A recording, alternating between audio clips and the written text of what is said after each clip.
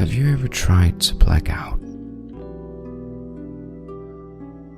Have you ever tried to black out, to feel the blood in your fingers and toes just disappear?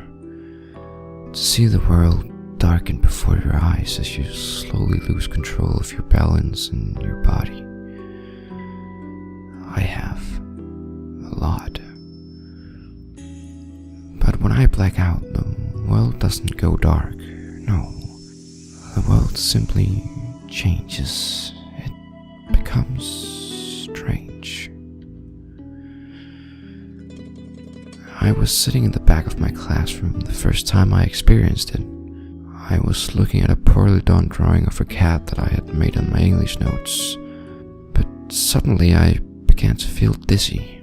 You know, that deranged feeling of your movements getting slower, the feeling that your eyes are delayed and your head is getting heavier. And then the darkening started. All those small black dots that are multiplying and slowly eating away your vision. I closed my eyes quickly to try and stop it.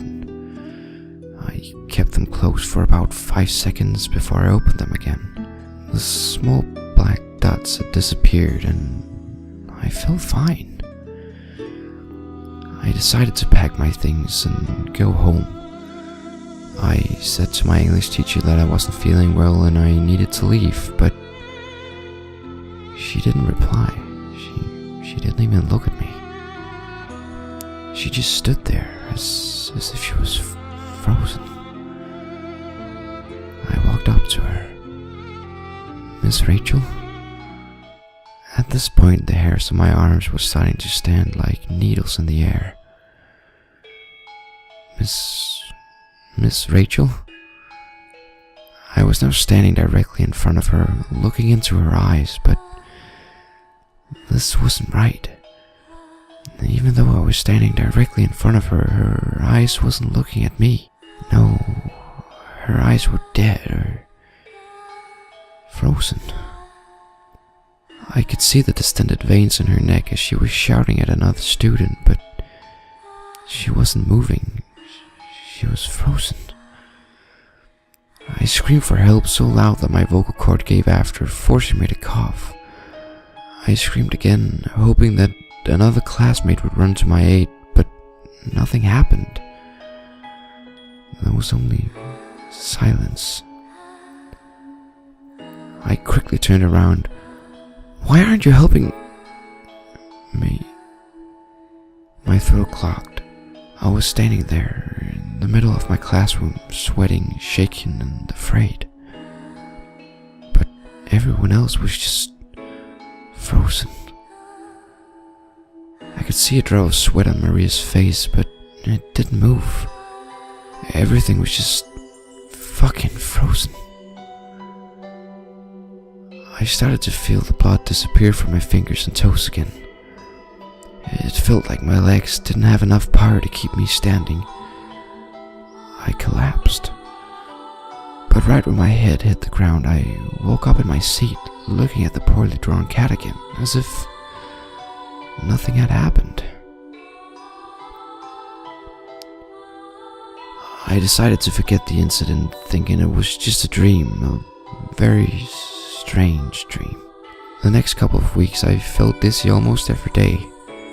The small black dots started to appear, but disappeared again before they completely took away my vision.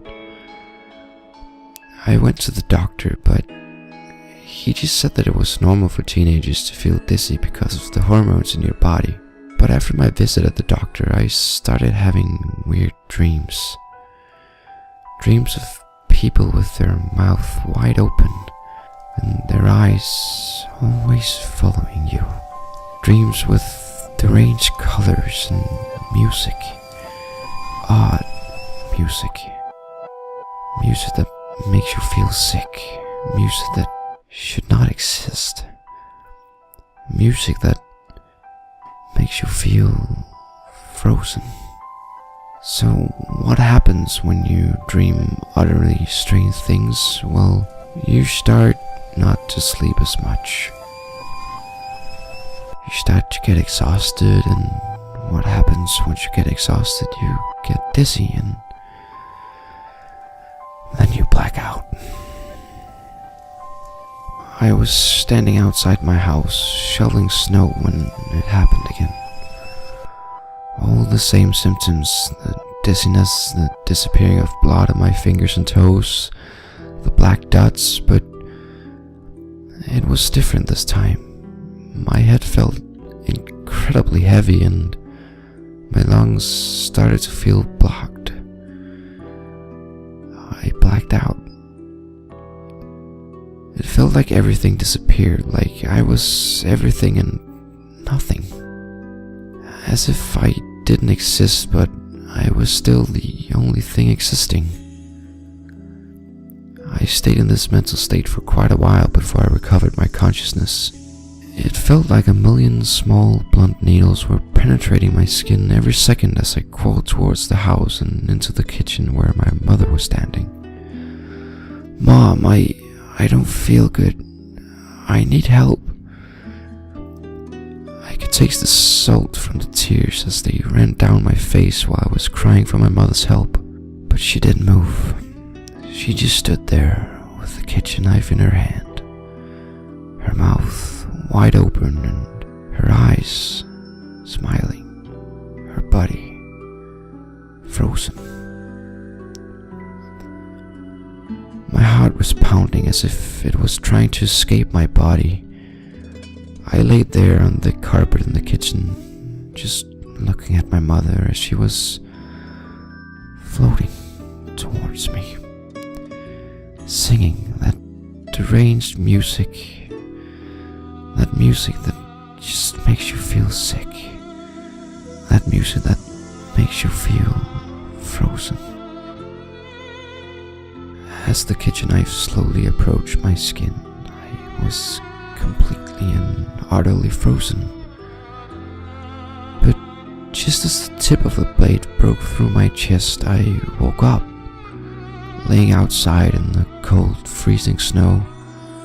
I was holding the kitchen knife in my hand, gasping for air as I had just punctured my lung. As I was laying there, bleeding, crying, all I felt was loneliness. But this time, I really was frozen.